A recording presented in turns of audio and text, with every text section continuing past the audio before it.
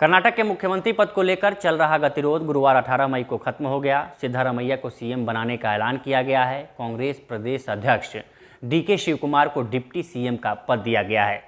20 अप्रैल को बेंगलुरु में शपथ ग्रहण समारोह आयोजित होगा। चलिए आपको डीके शिवकुमार के राजनीतिक सफर के बारे में बताते हैं, कैसे वो छात्र नेता से डिप्टी सीएम के पद पर पहुंचे। डीके शिवकुमार कर्नाटक प्रदेश कांग्रेस कमेटी के अध्यक्ष हैं और वो कलिगा समुदाय के कद्दावर नेता हैं। वह 8 बार के विधायक रहे हैं और वह अब कर्नाटक के डिप्टी सीएम होंगे। शिव कुमार को कांग्रेस के राजनीतिक गलियारों में डीके शी के नाम से भी पुकारा जाता है। उनके बारे में बात करते हुए पार्टी के एक नेता ने कहा कि वह चुनाव प्रचार के दौरान और उससे पहले पार्टी और इसके कई उतार चढ़ाव का भार उठा रहे थे। वह पार्टी में हर मौके के हकदार हैं। वो कलिगा समुदाय से आने वाले शिव कुमार का जन्म बेंगलोर के पास कनकपुरा में हुआ था। उन्होंने 1980 के दशक की शुरुआत में एक छात्र नेता के रूप में अपनी राजनीतिक यात्रा शुरू की और लगातार कांग्रेस पार्टी में उनका कद बढ़ता गया। शिव कुमार ने अपना पहला चुनाव साल 1989 में मैसूरू जिले के सथानूर निर्वाचन क्षेत्र से जीता था। उस समय वह सिर्फ 27 साल के थे। उन्होंने कांग्रेस के टिकट पर चुनाव लड़ा था। उसके बाद के 7 विधानसभा चुनावों में वह साथनूर से 4 बार और कनकपुरा से 3 बार निर्वाचित हुए। 2018 के विधानसभा चुनाव में उन्होंने जेडीएस के प्रत्याशी को 79,909 मतों के भारी अंतर से हराकर कनकपुरा सीट पर जीत हासिल की थी। 13 मई 2023 को आए नतीजों में बीजेपी के आर अशोक और जेडीएस के बी नागराज को 1 लाख से ज़्यादा वोटों के अंतर से हराकर शिव कुमार ने फिर से कनकपुरा पर कब्जा कर लिया। शिव कुमार ने कर्नाटक सरकार में सिद्धारमैया सरकार के अधीन ऊर्जा मंत्री और HD कुमारस्वामी के अधीन सिंचाई मंत्री के रूप में कई पदों पर काम किया है। लेकिन शिव कुमार अपने ग्रुप को एक साथ रखने के लिए अपने आधिकारिक भूमिकाओं से ऊपर और परे जाने के लिए जाने जाते हैं।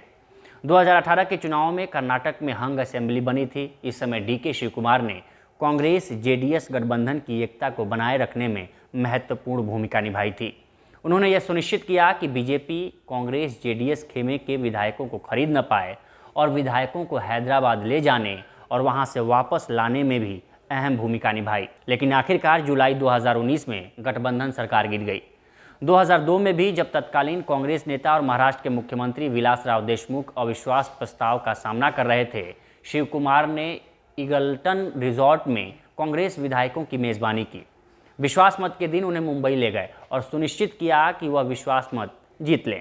फायर ब्रांड राजनेता शिव कुमार गांधी परिवार विशेषकर कांग्रेस नेता राहुल गांधी के भी करीबी रहे हैं। उन्हें अक्सर कर्नाटक में राहुल गांधी के प्रमुख रणनीतिकारों में से एक के रूप में बताया जाता है और संकट के समय उन्हें गांधी परिवार के लिए एक संकट मोचक के रूप में देखा जाता है।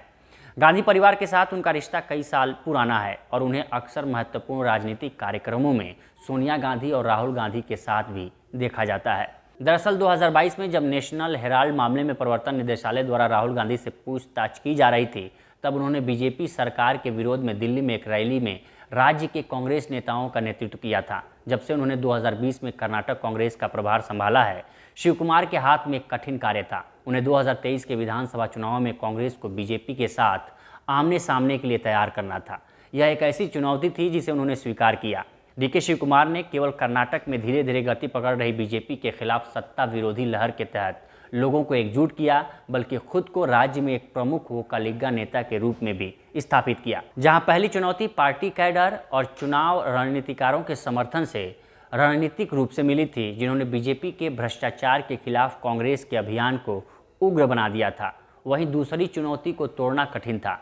डीके शिव कुमार ने वास्तव में कर्नाटक वोकालिगा संघ की मदद से वोकालिगा मतदाताओं के साथ एक रिश्ता कायम किया, जिसने उनके KPCC अध्यक्ष पद संभालने के बाद से ही उन्हें और कांग्रेस पार्टी को अपना समर्थन दिया।